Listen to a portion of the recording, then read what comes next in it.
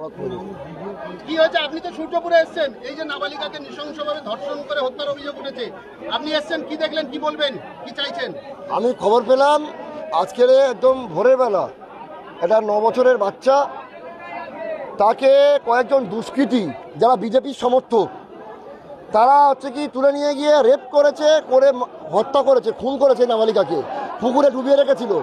এলাকাবাসী তাদেরকে, এই সমস্ত হত্যাকারীদেরকে যখন ধরে থানায় তুলে দেয়, ক্যাম্পে এসে এখানকার বিজেপির নেতা শান্তনু মণ্ডল, এই 1.5 মাস জুম্মা 8 দিন হয়েছে নেতা হয়েছে, আগে নানা রকম কুকীর্তিতে যুক্ত ছিল, সে তার নির্দেশে পুলিশ ওই অভিযুক্তদের ছেড়ে দিল।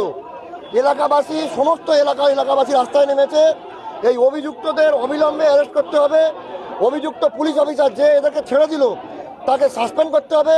আর এই বিজেপি নেতা শান্তনু মণ্ডল যে এই অপকর্মকে প্রশ্রয় দিল তাকে অবিলম্বে অ্যারেস্ট করে সমান শাস্তি দিতে হবে, তাদেরকে।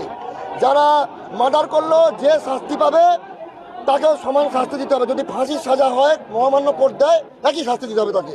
যখন এলাকাবাসীরা অভিযুক্তদেরকে পুলিশের হাতে তুলে দিল, তারপরেও তাকে ছাড়া হলো কেন? এটাই তো আমাদের প্রশ্ন।